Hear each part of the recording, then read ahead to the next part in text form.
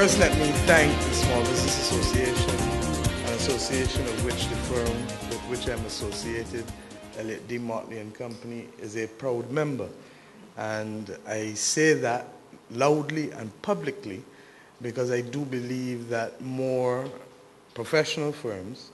need to become involved in order to be able to assist in the advocacy and the development of scale such that these business support associations that we have in Barbados can play an even more effective role in the development of our productive sectors and indeed in the translation of it into real growth in the economy. And I start at this point largely because we meet here this evening against the background of 3 continuous years of decline in the real economy of Barbados. We meet here this evening against the background of the fact that while the Caribbean as a whole outpaced Latin America in terms of growth between 1972 and 1988, Latin America outpaced the Caribbean between 1988 and 2010 as a whole. And in this year of 2011, Latin America is forecasted to have growth on average of 6% this year, and we in the region are struggling to reach 2% and see that as light at the end of the tunnel.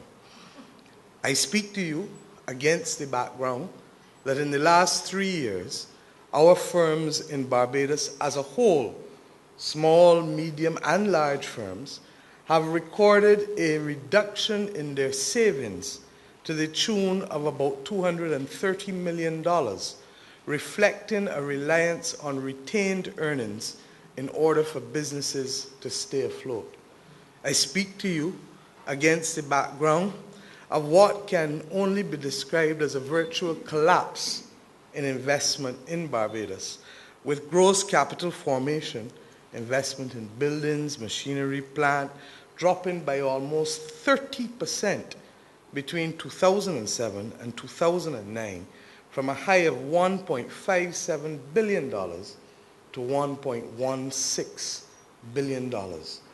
And we do not yet have full 2010 figures. So this background, when added to the reality of government's tight fiscal situation, which at one level means reduced options for policy support to the productive sectors and the business sectors, but at the same time, tight liquidity, thereby affecting many of the members of this association's ability to be able to be paid in a timely manner and to be able to reduce the level of financial charges that they incur as a result of late payments, is a matter of great concern for us. And hence, the topic, sustaining small and medium-sized enterprises in 2011 and beyond. The truth is that we all know that it is easier to be able to have you return to growth than it will be for you to start afresh new enterprises, because new enterprises take on average 3 years before they find their feet. And if therefore enterprises are allowed to collapse in this environment, the process of having a range of enterprises capable of supporting our growth and our quality of life is going to be that much more difficult if we allow enterprises to collapse at this stage. So the job is to keep your head above the water. Some may be able to swim, some may be able to do backstroke, some may be able to do breaststroke, some may just be able to dog paddle, some may be struggling to float. But whatever the mechanism is, the task is to keep your head above the water. Your future depends on it as individual enterprises.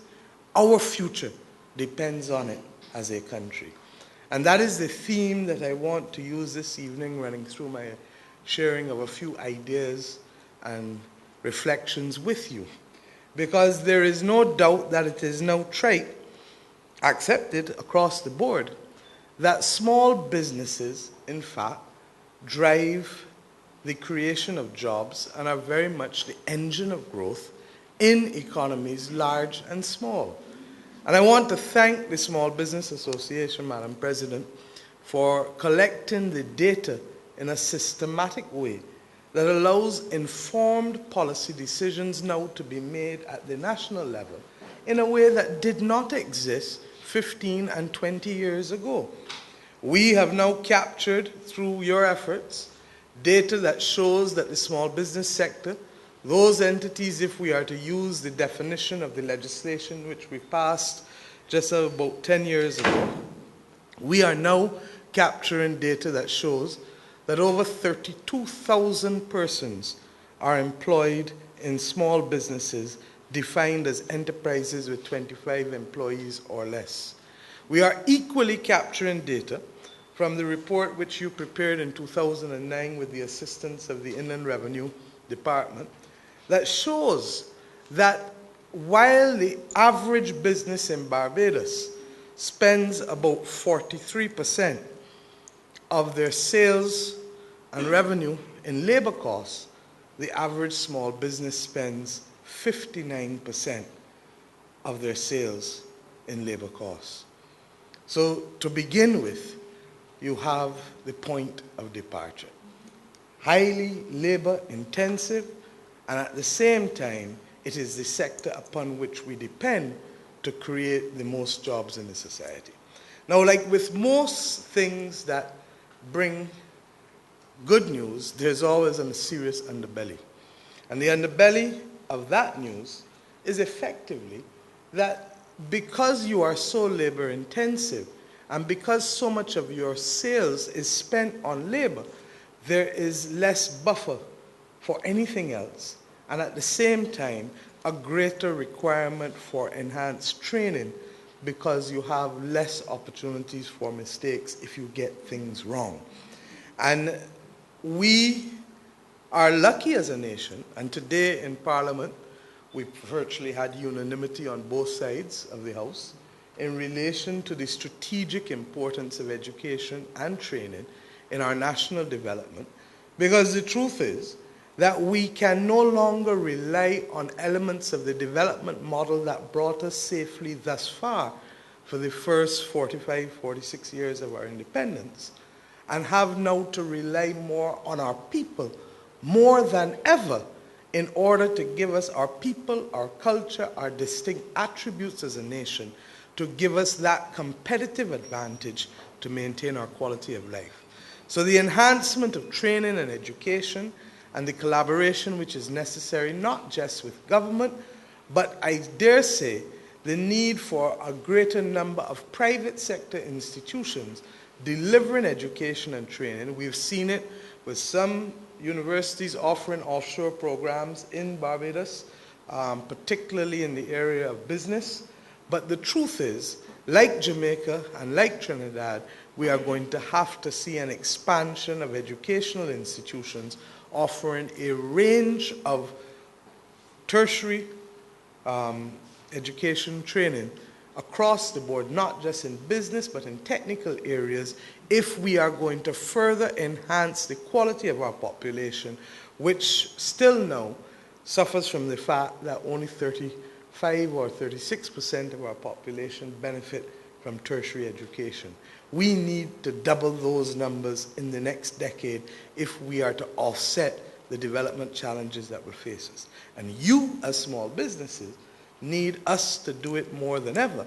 because of the large extent to which you rely on human resources in order to develop your goods and services.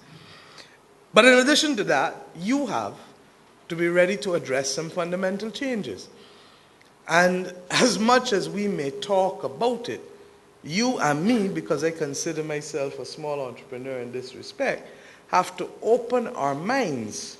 up to new ideas and new business models if we are going to make the adjustment that is being thrust upon us not only by decline in our real economy, but by and not only by the limited fiscal space which our government has, but equally because of the changes in our developmental model which are being thrust upon us. We can no longer rely on on preferential access to markets. We no longer have the benefit of quotas and subsidies in the way that previous generations of Barbadians could close their eyes and count on it. And we are fighting for our lives to maintain the right to give fiscal incentives, which has been one of the primary instruments to drive tourism and manufacturing in our development. Fortunately, we have had the experience of over 25 years of building an international business and financial services sector, which is now the second largest sector in our economy and accounts for 2/3 of our corporation taxes, and which does not rest on fiscal incentives in the same way, and subsidies in the same way that agriculture, manufacturing, and tourism have developed. Fortunately, we have in our future the spectacle of an energy-driven sector that was developed particularly as a result of our successful arbitration with Trinidad and Tobago, but which is yet to see the light of day and which will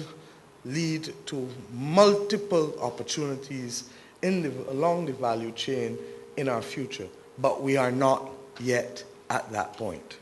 So that you have to open your mind to new challenges and new business models. We have been talking for some time about the notion of clustering. We've been talking about it. As Minister of Economic Affairs and Development 3-4 years ago, I met across the road in the IDC with persons in the food sector, pepper sauce. I met with persons in the furniture sector, persons in the fashion sector, and we continue to talk about it. But the truth is that it is not only government that must implement the framework, but it is also the particular entrepreneurs and small businesses that must come to accept that it is better to play a role in a national chain with a national brand than to seek to be all things to yourself. Eric Williams once said in a very funny statement, which the CBU reproduced when I was a little child over and over, it is better to have half a loaf than no loaf at all.